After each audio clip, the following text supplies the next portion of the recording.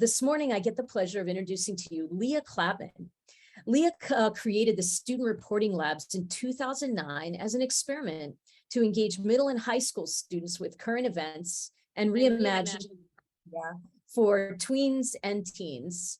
Under her leadership, Student Reporting Labs has grown from 6 pilot sites to 150 schools in 46 states, with partnerships extending from major media and online platforms to international education youth initiatives. Leah has developed education products such as NewsHour Extra for teachers, Teachers Lounge, and Making the Grade, a weekly focus on education issues, policy, and practice. A Princeton graduate, Leah serves on the Education Writers Association Journalism Advisory, Education Innovators, and Library of Congress TPS Council. So welcome, Leah. Thank you so much, Stephanie. And hello, everybody. I'm really excited to be with you here today on the last day of your conference. As Stephanie said, I started Student Reporting Labs in 2009 as an experiment to see if we could open up the news process to include students. I wanted to change who got to make the news and the kinds of stories that represent young people. So flash forward 13 years, and I really see Student Reporting Labs as a key part of a growing student journalism movement. There are a lot of great organizations in this space, and Student Reporting Labs is unique in our focus on visual storytelling, our ability to reach audiences that number in the millions through digital and broadcast, and our public service mission coming from PBS and the NewsHour. So what I love to see, and what you're going to see soon when you hear Deesha talking, is when students experience the power of using their voice and telling their stories, but sometimes even more importantly, I watch them experience the joy of telling someone else's story. And it's amazing when teens recognize the agency that they have, how they can shine a light on a person or a situation, an issue or a solution. And the experience really helps them understand why journalists do what they do, which is something that unfortunately many adults don't understand. One of the things that I love about what we do is when students say, when adults say, actually, when they hear about the program, like, wow, I wish I had this in high school. And that's exactly it. Our goal is to create a program that we wish we had in high school, because I think that all students deserve this kind of opportunity. As you'll hear when Deesha Panchal starts describing what she does, the teens who produce stories with us have a really powerful form of media literacy. They know what it takes to find a story, to have ideas that don't pan out.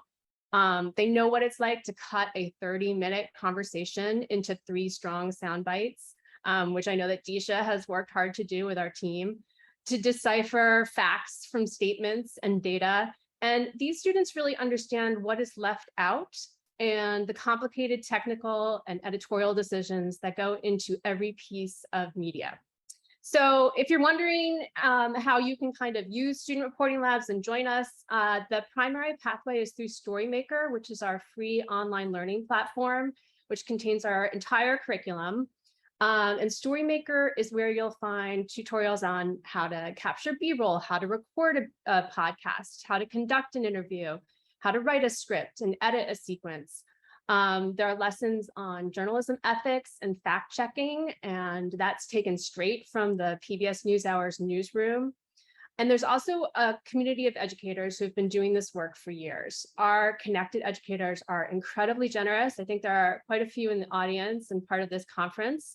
And if you're interested, they can help you start a program at your school. Coming up this fall in Storymaker, we have a really exciting student journalism challenge where students can participate in video, audio, or text stories. There will be prizes, and we'll be working with local PBS stations to publish and air student work. We will also have season 3 of our mental health podcast, On Our Minds, which is hosted by teenagers. And On Our Minds weaves together stories submitted from students across the country with conversations and expert interviews. So I'm really happy to introduce Deesha Panchal, who is a rising senior from the Atlanta area. She was our special correspondent this season, and her research, interviews, and her personal reflection on mental health challenges not to mention the dignity that she brought to the work and the interviews and the conversations really epitomizes the best student reporting and gives me so much hope for the future of journalism. I hope you are as inspired by Deesha as I am. And I urge you to check out Storymaker and join Student Reporting Labs on our mission, which is to create the kind of storytelling experiences that give young people really deep media literacy skills that last a lifetime. So please welcome me and congratulations, Deesha. Thank you so much for that introduction.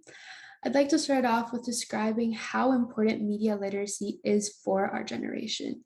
It is one of the most necessary skill sets, and Gen Z, my generation, is consuming more and more of our information online than ever before.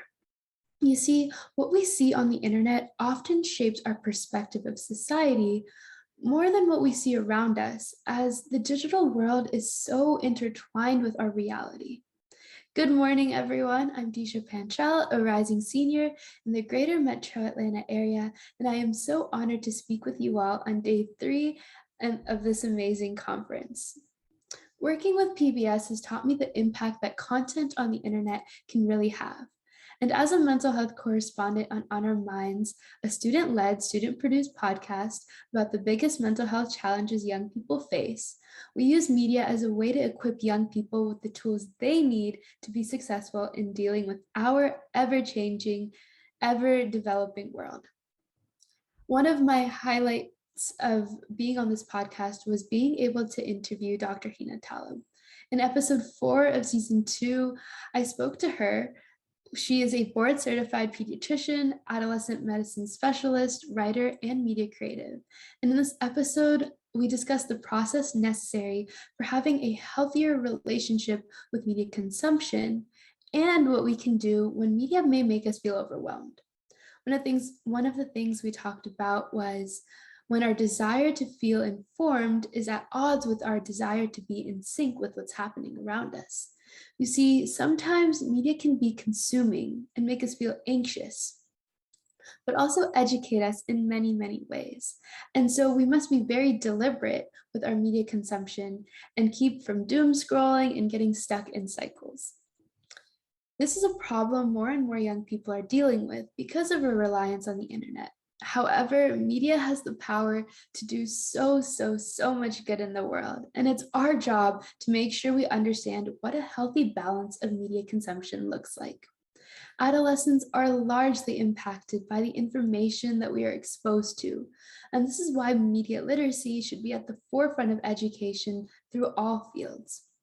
Not only should we teach young people how to navigate and use the world online to their benefit, but also we must teach them how to balance this in their everyday lives. In the future, it's vital that we teach young people how to navigate the information we have available, and this means including young people in the conversation, which is why student reporting labs and conferences like this are so important to the next generation of leaders.